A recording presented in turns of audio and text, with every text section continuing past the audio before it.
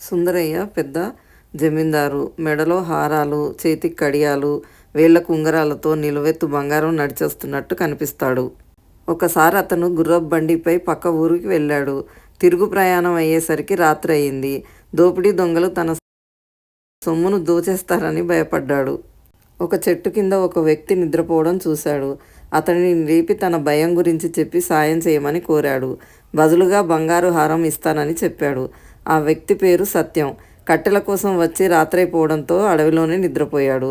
సత్యం తనకు బంగారు హారం వద్దని, తాను సాయం చేస్తానని, బదులుగా తనకు ఏదైనా పని కల్పించమని కోరాడు. అందుకు ఒప్పుకున్నాడు సుందరయ్య. కర్రతో సుందరయ్యకు రక్షణగా వెళ్ళాడు సత్యం. మధ్యలో దొంగలు అడ్డగించిన వారితో వీరోచితంగా పోరాడాడు. అతను చేసిన సహాయానికి మెచ్చుకొని తన దగ్గరే పనిలో పెట్టుకున్నాడు. సుందరయ్య తన ఇంట్లోనే మిగతా పని వాళ్ళతో ఆహార సదుపాయాలతో పాటు ఉండేందుకు గదిని కేటాయించాడు. కానీ ఎందుకో సత్యం రాత్రి అక్కడ ఉండేవాడు కాదు. పనంతా పూర్తి చేసుకుని తన గుడిసెకు వచ్చి నిద్రపోయేవాడు. అతనిపై సుందరయ్యకు భార్యకు అనుమానం వచ్చింది.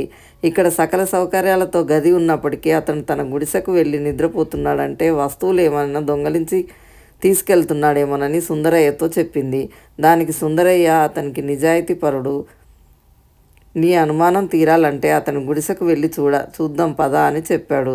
అందరూ కలిసి సత్యం గుడిసెకు వెళ్ళారు. అప్పుడు నిద్రపోతున్నాడు. గుడిసెలో వంటపాత్రలు తప్ప వస్తువులేమీ లేవు. సుందరయ్య నిద్రపోతున్న సత్యాన్ని లేపి తాము ఎందుకు వచ్చామో చెప్పాడు. సత్యం, అయ్యా, మీరన్ని సౌకర్యాలు నా కోసం కల్పించారు. కానీ ఆ సౌకర్యాలు నన్ను బద్ధకస్తుని చేస్తాయి.